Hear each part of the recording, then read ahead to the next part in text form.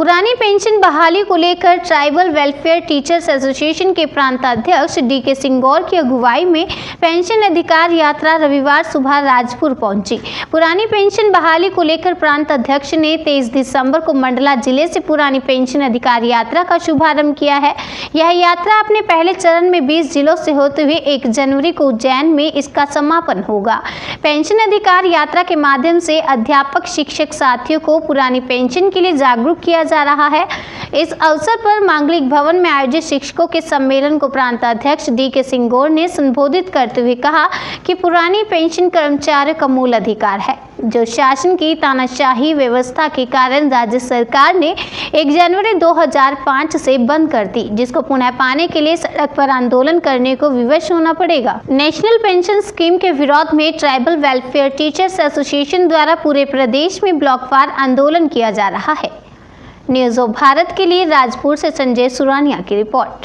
Sir, आज rally है आपकी और क्या कहें, क्या मांगे हैं? जो हमारी मुख्य मांग है कि राज्य सरकार ने जनवरी 2005 से जो पुरानी पेंशन योजना थी, जो वेतन के आधार पर निर्धारित होती थी, उस पेंशन योजना को बंद करके उन्होंने एक नई एनपीएस योजना लेकर के आई है।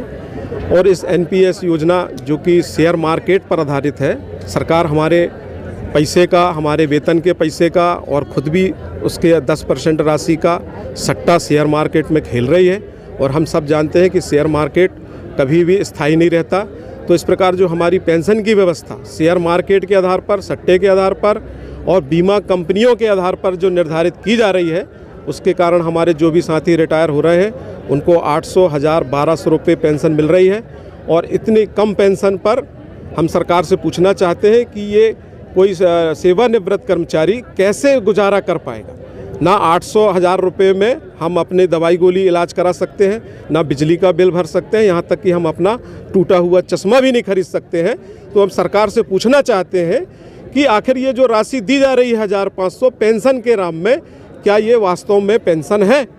यह पेंशन नहीं है। यदि आज हमारी पुरानी पेंशन योजना लागू होती तो आज हमको 30,000, 35,000 रुपये पेंशन प्राप्त होती, जिससे हम आसानी से अपना जीवन यापन कर सकते थे।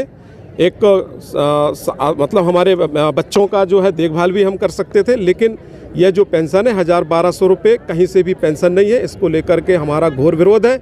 और जब तक सरकार पुरानी पेंशन लागू नहीं करती है, हम इसी तरीके से भ्रमण कर करके हमारे सारे साथियों को हम बतलाएंगे, इकट्ठा होंगे और सरकार के खिलाफ धरना प्रदर्शन करेंगे। सर, सरकार कई 1000 स्कूल बंद करने की बात कर रही है, क्या कहेंगे इस पर? बिल्कुल, यह सरकार का निर्णय गलत है। उन गरीब बच्चे जो पास के स्कूलों में पढ़ पाते थे, अब जो स्कूल की संख्या दूरी हो जाएगी, जब स्कूलों की संख्या कम हो जाएगी, स्कूल की दूरी बढ़ जाएगी, तो गरीब बच्चे जो हैं वो शिक्षा से वंचित हो जाएंगे। ये सीधा सरकार का निजीकरण की ओर इशारा है और पूरा प्रयास सरकार का निजीकरण की ओर है। इससे गरीब बच्चे जो है वो शिक्षा से वंचित होंगे निश्चित रूप से। इसका भी हम विरोध करते हैं। मांग पूरी नहीं होने पर क्या आप का संगठन चुनाव का बहिष्कार करेगा? बिल्कुल, बहुत सारी बातें सामने आएंगी। अभी तो हमारा ये प्रारंभिक चरण है। हमारे जितने साथी हैं हम उनको जगा रहे हैं, बता रहे हैं। हम आम नागरिक को भी बता रहे हैं, हम अपने पालकों को भी बता रहे हैं कि किस तरीके से ये एनपीएस के नाम से छल किया जा रहा है।